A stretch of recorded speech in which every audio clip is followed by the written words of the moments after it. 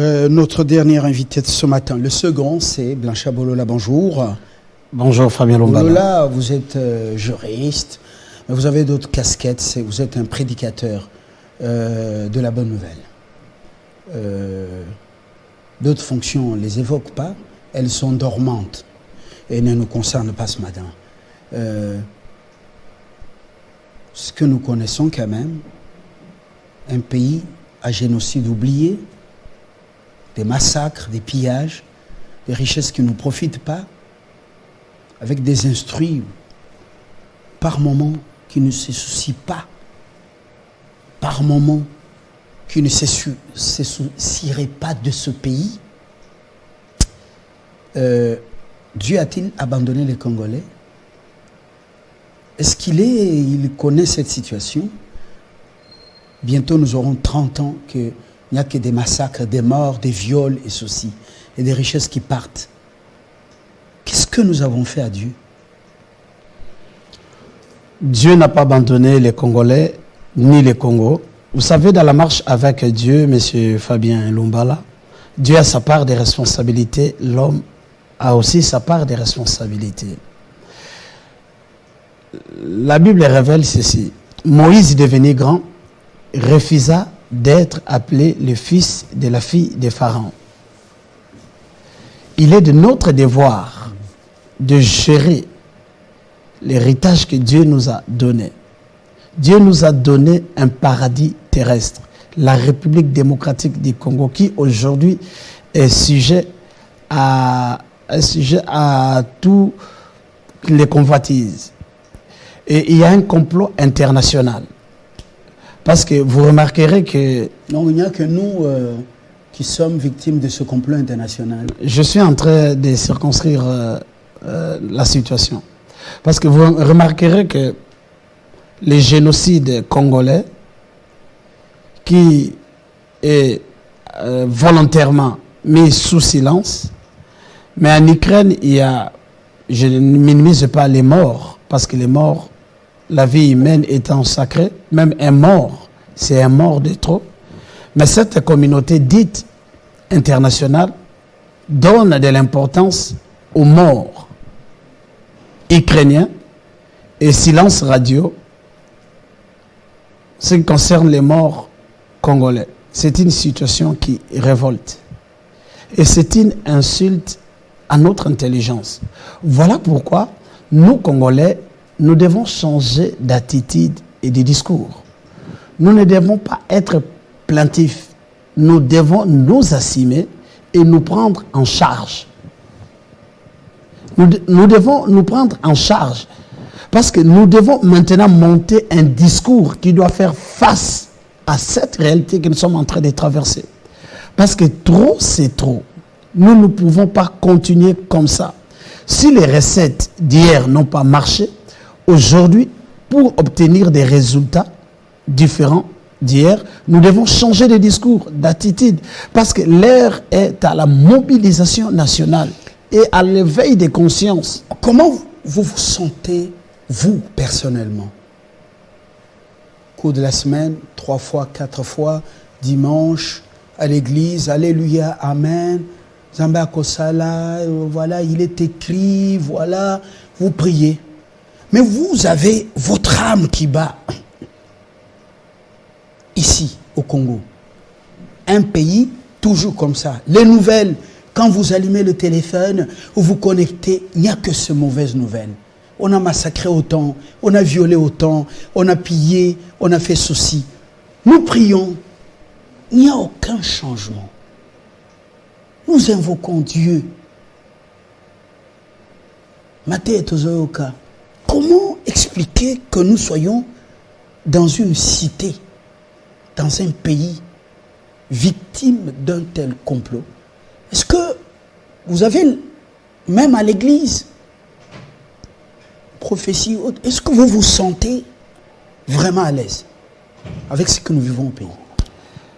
Personnellement, je ne suis pas à l'aise, je ne me sentirai jamais à l'aise, parce que comment me sentirais-je à l'aise alors que la mort frappe à ma porte? Comment me sentirais-je à l'aise alors que la femme innocente est violée? Comment me sentirais-je à l'aise alors que l'enfant innocent est détruit? Comment me sentirais-je à l'aise alors que le fœtus est violenté? Ce sont des situations qui révoltent. Mais il se pose aussi un problème. Quand vous suivez aussi des témoignages comme Lobby Tolé quitté, avant de Tolé quitté Lobby, Amele Biso Fufuna, Matembele Tolier, Zamba Zolokumu, et Sengote, des témoignages comme ça, alors que des païens ne témoignent même pas de ça. C'est-à-dire, il y en a, depuis qu'ils sont nés, jusqu'à leur tombe, ils n'ont jamais eu le souci de manger. Il se pose un problème de leadership ecclésiastique.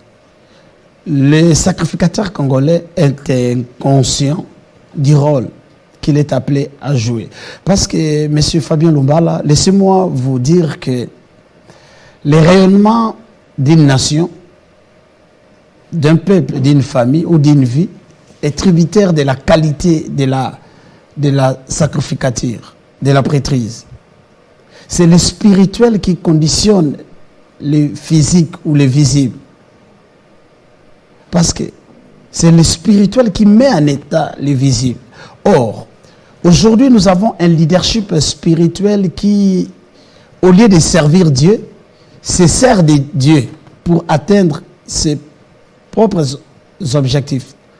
L'on ne se sert pas de Dieu, mais on les sert. Dieu ne nous appelle pas pour la prospérité, pour la renommée, pour la richesse. Mais le Seigneur appelle un homme pour les services, pour être au service de son peuple. Mais aujourd'hui, regardez un peu le spectacle qu'offre l'Église ou l'Église du Congo, l'Église de mon pays. Une telle situation, une telle déchéance spirituelle ne peut pas permettre à l'Église d'impacter sur la vie de l'État. Parce que le rôle de l'Église, c'est de restaurer des vies, de restaurer des âmes et de fournir des bons citoyens à la nation. Alors qu'aujourd'hui, l'Église qui doit demeurer colonne et pilier de la vérité, l'Église est corrompue. Alors, quel est le vrai problème? Conflit au sein de la sacrificature. Les hommes dits de Dieu se font la guerre entre eux-mêmes. Empoisonnement de leadership. Celui-là, on lui colle la queue. Celui-là, on lui coupe la queue. On lui branche les ailes pour faire de lui un ange. L'autre, on fait de lui un diable. Et puis, avec ce spectacle de wengetisation de l'évangile, non seulement ça, le sacrificateur est toujours en conflit permanent avec le roi, avec les dirigeants politiques. Conflit permanent.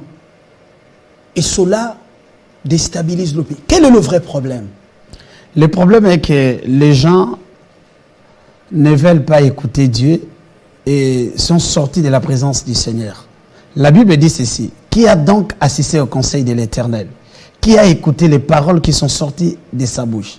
S'ils avaient écouté la voix de l'Éternel, s'ils avaient écouté les instructions du Seigneur, mais ils n'auront pas agi ainsi. Dieu est amour. Est-ce? Parce que la foi chrétienne a ses valeurs. Et les comportements de ceux qui se disent chrétiens ou croyants doivent démontrer ces valeurs. Entre autres, l'amour, le pardon, l'unité, le service. Parce que l'amour recherche le bien-être d'eux. L'amour, c'est traduire son affection en parole, en action et en attitude. Mais puisque c'est les gens qui sont appelés à servir Dieu, on connaît la déchéance spirituelle. Ils doivent se repentir, retourner à Dieu, implorer la grâce de Dieu afin que le Seigneur les restaure. Mais s'ils ne comprennent pas, le Seigneur va les humilier et le Seigneur va les rejeter, puisque l'œuvre de Dieu, Dieu ne va jamais échouer avec sa vision. Les acteurs, Dieu peut les changer. Mais puisque Dieu est aussi un Dieu des générations, Si cette génération ne comprend pas, Dieu va susciter une nouvelle génération. Parce que je lis un ouvrage, Le plan de Dieu pour la RDC. Émile Kamibaye a dit ceci. Dieu commencera premièrement à mettre de l'ordre dans l'église, à restaurer l'église. Et si les gens ne comprennent pas qu'ils doivent... L'officier militaire des phases, qui n'est plus de ce monde, devenu serviteur de Dieu, il a côtoyé les quatre messagers qui commencent à revenir au pays, d'autres étaient déjà à l'étranger. Il a laissé un livre très important, on y reviendra. Oui, vous continuez. Oui. Donc, c'est la sacrificature. Au lieu de servir Dieu pour que l'Église soit une bénédiction, aujourd'hui, malheureusement, l'Église devient le plus grand problème pour la nation. L'Église devient un problème pour les familles. L'Église devient un problème pour l'État. Non, ça ne doit pas continuer comme ça. Il faut que les sacrificateurs prennent conscience du rôle qu'il est appelé à jouer. Soit on abandonne l'appel, on devient politicien. Même si on devient politicien, on doit être un homme d'État. Nous devons faire transpirer des valeurs. Parce que l'Église doit être un partenaire de développement qui accompagne l'État. L'Église ne doit pas devenir un repère, je voulais utiliser un mot fort, un repère, je ne sais pas, des délinquants, des brigands. Voilà aujourd'hui comment cette Église est humiliée. Voilà comment des serviteurs sont humiliés. Or, la qualité du sacrificateur, la sacrificature est liée à une chose, à la dignité. Y a-t-il de la dignité dans les chefs des pères, ceux qui sont appelés à nous diriger, puisqu'ils n'ont pas voulu servir Dieu? Parce que la Bible dit ceci. En ce jour-là, cette femme viendra vers un mari pour lui dire, faites-nous seulement porter ton nom. Nous allons vivre à nos dépens. Non. Quand on marche avec Dieu, on ne porte pas seulement le nom de Dieu, mais on vit aux dépens de Dieu. On suit les instructions du Seigneur, parce que c'est lui le maître. Les maîtres, on les sert. Les hommes de Dieu, les hommes d'église doivent être une bénédiction.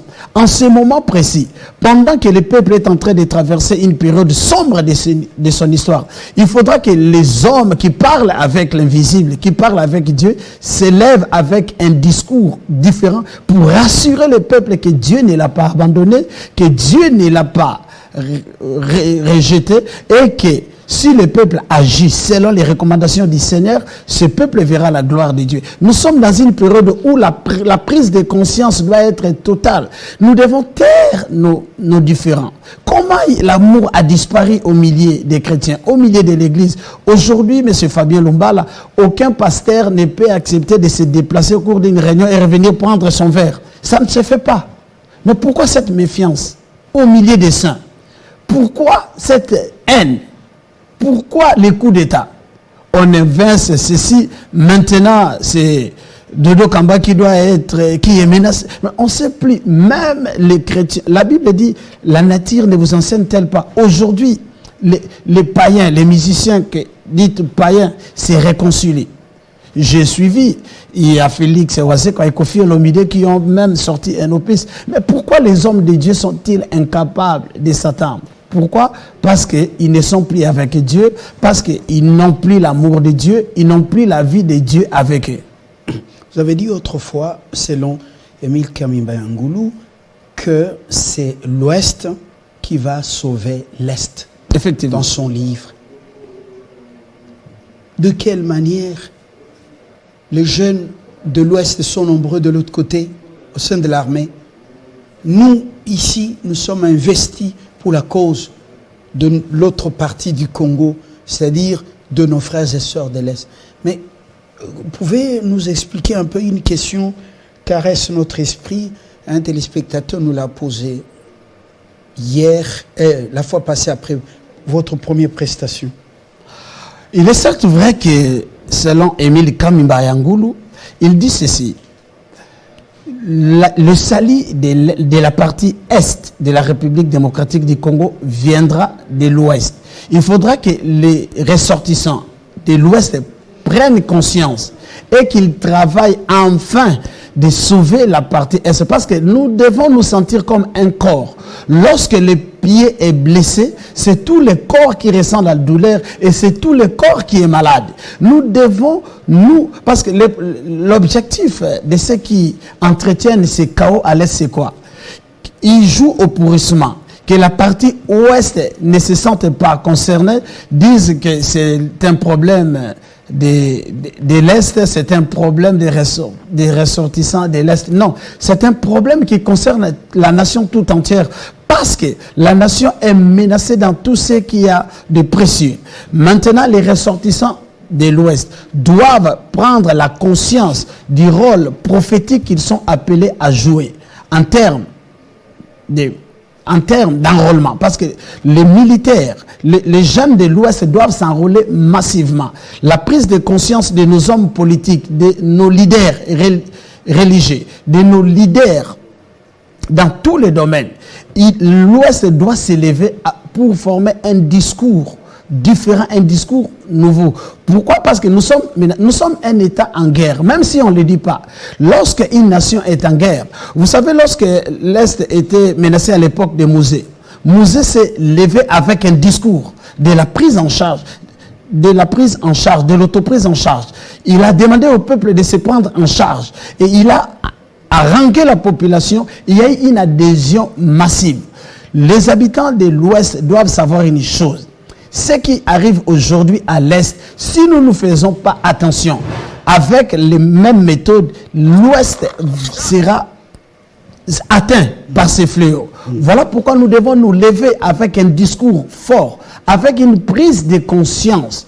Nous devons, chaque seconde, chaque minute qui passe, regarder ce qui se passe à l'air. Non seulement regarder, nous ne devons pas être des spectateurs, mais nous devons être des acteurs qui ramènent la paix.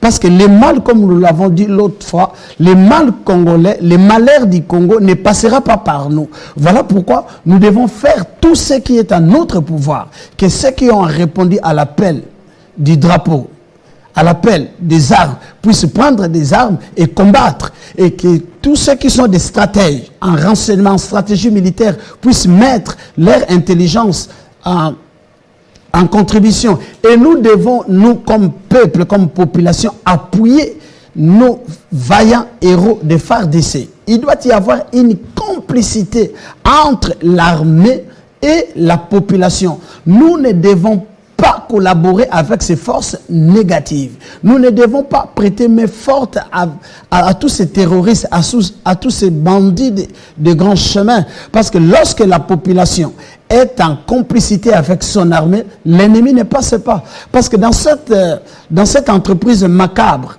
qui est florissante à l'Est, la main-d'œuvre utilisée, c'est la population. C'est la population. On est en train d'utiliser les Congolais inconscients, les Congolais qui ont un comportement ésaoutique, qui, comme Ésaü, sont en train d'aliéner leur nation, d'aliéner leur destinée. Non, nous devons dire non.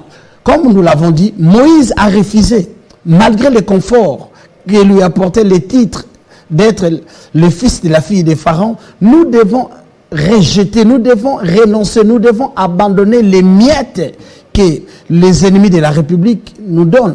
Et M. Fabien Lumbala, nous devons aussi comme nation, comme État, prendre des mesures que toute personne qui a pris les armes contre son pays ne peut plus ni être élu, ni exercer des fonctions, être mandataire. Nous devons... Est-ce que c'est pas parce que nous sommes trop bons aussi, et chez les, non, c'est naïf. Et chez le roi, et chez les sacrificateurs. Nous sommes naïfs, des fois. Trop bons. Est-ce que si nous allons jusqu'à désactiver ce qui constitue une menace pour notre nation, pour notre sécurité, nous leur retirons la nationalité, nous les désactivons et nous les envoyons au trouble éternel. Est-ce que c'est un péché? Ce n'est pas un péché, parce que Dieu a donné la terre aux fils des hommes.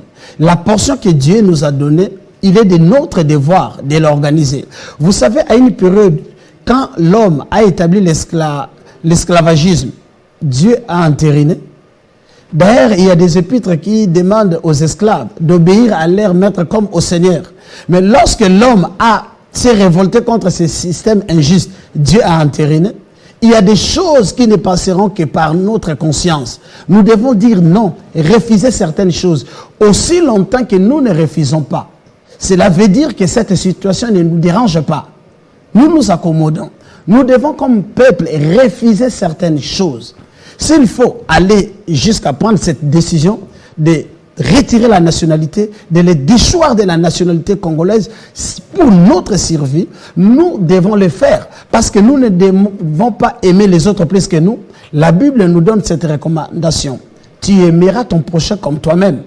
Nous ne devons pas aimer les prochains plus que nous-mêmes. L'amour pour notre prochain, pour nos prochains, ne doit pas nous détruire. Lorsque quelque chose est en train de te détruire, tu dois arrêter. Nous devons nous organiser, nous devons voir dans quelle mesure qui peut être congolais, qui ne peut plus être congolais. À la limite, tous ceux qui sont hostiles, tous ceux qui constituent une menace pour la cohésion nationale, la concorde, la paix et la sécurité de notre nation, nous devons les déchoir de la nationalité congolaise et les chasser de notre territoire. Ça, c'est notre devoir. Nous ne devons pas aussi attendre que les autres prennent des décisions en lieu et à notre place. Parce que tout ce qui est fait pour toi, sans toi et contre toi, nous devons nous-mêmes nous assumer notre destin glorieux parce que nous peuplerons ton sol et nous assurerons ta grandeur. C'est notre devoir, c'est notre part de responsabilité. Il y a une sorte d'incivisme chez nous. Quand les Congolais parlent de son pays et de son armée, vous sentez, on dirait, c'était un Amalécite qui parlait d'Israël. Comment expliquer ça avec vos réseaux sociaux? On n'a pas l'esprit de la grandeur. On n'a pas cet esprit, ce sursaut patriotique. Même quand votre frère, pendant la guerre, a commis une faute, vous ne devez pas prendre ça et aller au grand jour. Vous savez, il est de notre devoir, comme peuple, de développer des valeurs. Parce qu'aucune nation ne s'est développée par les antivaleurs. Et la nudité d'un père est une bénédiction pour la mère, une malédiction pour les enfants. Nous devons couvrir la nudité de nos pères, de tous ceux qui sont élevés en dignité. Parce que n'oubliez pas, M. Lumbala, nous sommes avant tout des Bantous. Et les Bantous ont des valeurs.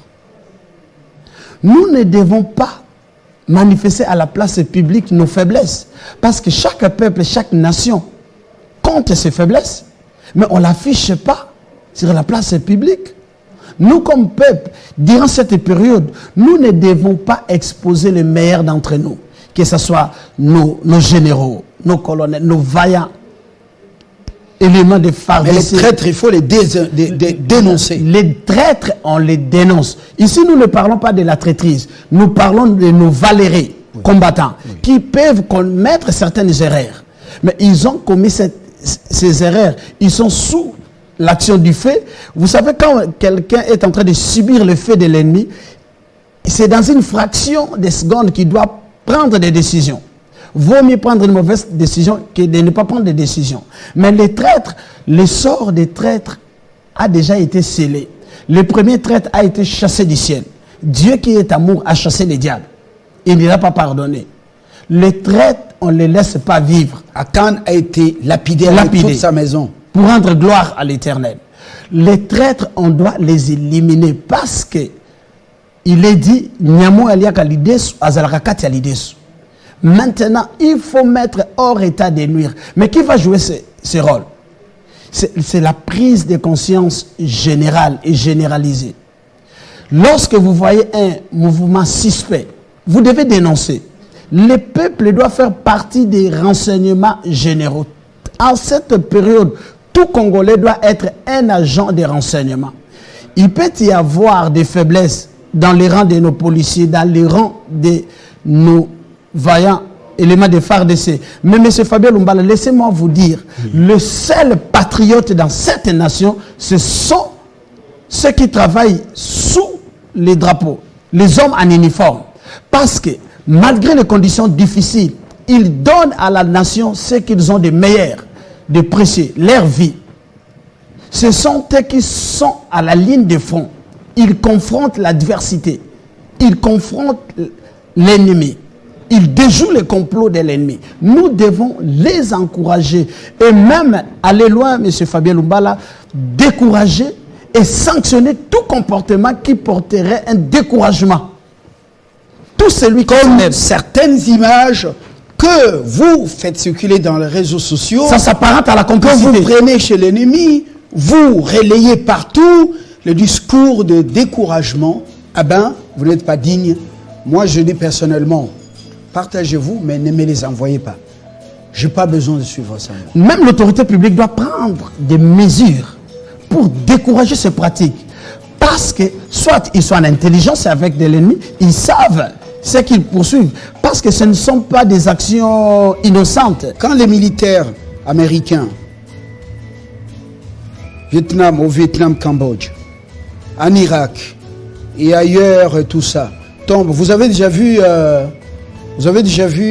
leur corps dans le temps de leur humiliation? Jamais. Parce qu'on doit garder la dignité, le prestige. Quelques corps arrivent, le président arrive, les honneurs, et puis après, on va les enterrer dignement. Vous savez, M. Fabien, à la dernière intervention, il y a un général de FARDC qui m'avait appelé pour nous encourager et vous encourager personnellement. Il dit, demandez au peuple, nous sommes là, nous sommes en train de donner notre vie pour la nation.